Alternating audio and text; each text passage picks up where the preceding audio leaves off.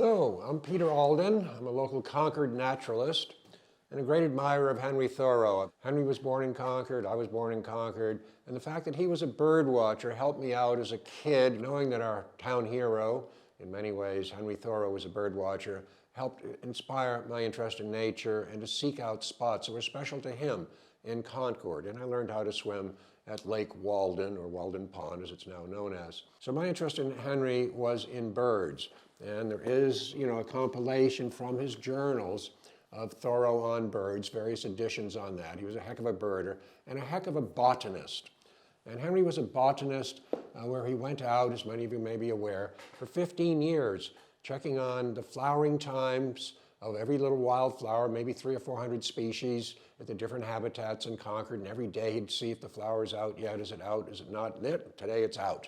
And he also kept track of the returning neotropical songbird migrants that winter in Latin America and come back here. The beautiful Baltimore orioles, the rose-breasted grosbeaks, and the warblers and flycatchers, and the return of the thrushes.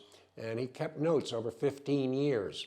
And that was summarized by a redo by Richard Premack from Boston University and various local naturalists and his students. And he produced a book called Walden Warming, showing that most of the plants are coming into flower about a week or more, sometimes several weeks, before they did in his day, 150 years later. And also most of the birds that winter in northern Latin America are coming back about a week earlier. So that's very valuable scientific information. Henry did, nobody paid him, no one asked him to do it, but it's a cornerstone as we try to prove man's influence on man-accelerated climate change. So we're very proud of Henry being an early sort of observer, and his notes are very important in climate change.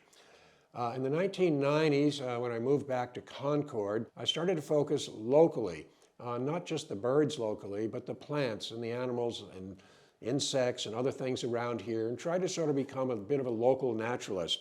And a thought occurred to me that we've been doing Christmas bird counts in the cold and the snow for many years, but nobody did a summertime count, and why just do birds? I decided, let's see if we could do sort of like a Christmas bird count, but we're not going to count the number of mosquitoes and dandelions, but let's just see which lichens, which mushrooms, which ants, beetles, grasses, sedges, birds, flowers, and everything could be seen within 5 miles of Henry's Walden Pond. And we were trying to see 1,000 species in a day.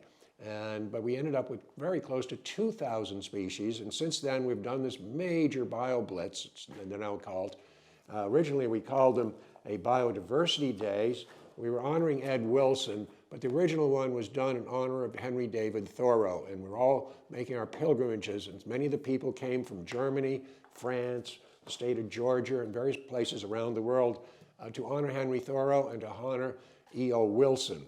Our latest one we did in July of 2019, and recording over 2,000 species here, and igniting a lot of people's interest in cross-fertilizing, the birders getting to know mushroom people, the mushroom people getting to know plant people, on and on. So we've done a lot of work on that. Ed Wilson has done many, many books. You might know of him. He was from Mobile, Alabama, but a professor at Harvard for many years, specializing in ants, but he wrote all kinds of books. He became the spokesperson for biodiversity and many of the issues having to do with nature. His most recent book is Half Earth, but you might know him by a book called The Diversity of Life. And another famous book was Ed Wilson, Naturalist. And I really appreciate all that Ed did, following in Henry's footstep on ecology and environmentalism, and by default, climate change. But we want to instill a love and respect of nature, and Henry was one of our go-to guys. It sort of set so many things in motion on the actual observations of plants and animals, and birds, etc.